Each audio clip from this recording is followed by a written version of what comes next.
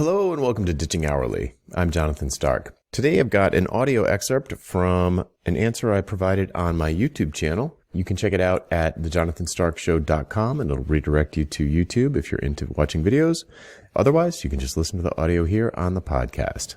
Enjoy. Hey, Jonathan here. I've got a question from Ronald Cato who asks, do you think a polarizing ideology is a good test for one's positioning, for example, when without pitching or hourly billing is nuts? It can be. I think a better test is it interesting? Is it memorable? Does it start a conversation? Does it make you think? Taking this polarizing approach can make you think. It could also be super off-putting. So I think you have to be careful with it. In general, something like a contrarian stance can be, I think it's good if you can support it, if you can really support your argument and you're not just trolling. It is really easy to just troll and say something that you know is going to outrage people or inflame them and just get them screaming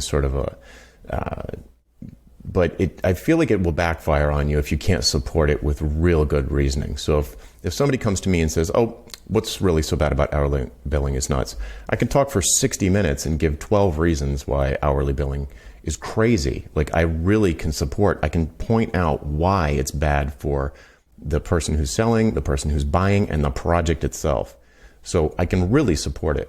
The other thing about both of these, hardly anybody loves hourly billing. I don't think anybody likes pitching. They're both kind of like cost of doing business. They're both sort of necessary evil, I would say. So both Blair and I are certainly inadvertently on my part, have created some drama by pointing to an enemy who nobody loves anyway.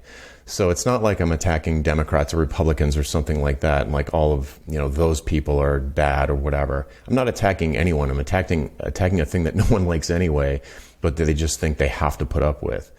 So it doesn't feel to me like it's too negative feedback I get from people. No one's like, oh, I love hourly billing. How could you?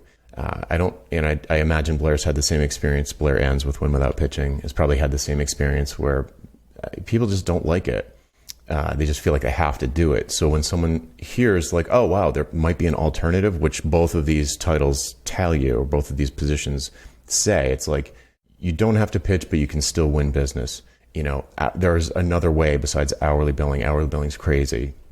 I think those kind of thread that needle between being a little bit, I don't even think they're outrageous. I think that they're probably thought-provoking, and it makes you interested. It makes you want to learn more. And that's the point. I think the position should be, or the ideology, or your mission, or your big idea, whatever your thing is, I think it should be interesting enough that people want to hear more. And if and they immediately get the idea, it's not confusing, it's not clever or cute, it's something that they like get it. It's not a riddle, and they can then ask you questions about it. Like, well, sure, maybe hourly billing is nuts, but what are we supposed to do instead? Well, productized services and fixed prices and value prices and all these other things you could do to package up your expertise and sell it in other ways. It's like, oh, really? Yeah.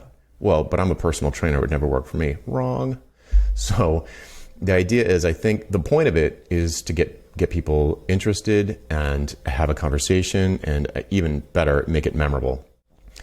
So this sort of polarizing way, or contrarian stance, is certainly a common way to do it, but I do think it can blow up in your face if it's too negative, or if it's attacking a group or a person or something like that. I think that's too far for me. I mean, certainly people do it, they have feuds online and that sort of thing, and maybe it works for them, but I couldn't sleep at night if I was doing that. So, I suppose that's a good place to end it. You want to do something that you're comfortable with. It's within your comfort zone, but it isn't boring. That's the problem. That would be a problem if it was just boring and everyone was like, when they hear it, they're like, oh, whatever, and move on. You want to start a conversation. Okay, that's it for this time. I'm Jonathan Stark. If you have a question for me, #AskJonathan on YouTube, Twitter, or LinkedIn, and we'll find it and add it to the queue. See you then. Would you like to learn how to get paid what you're worth? How about selling your expertise and not your labor?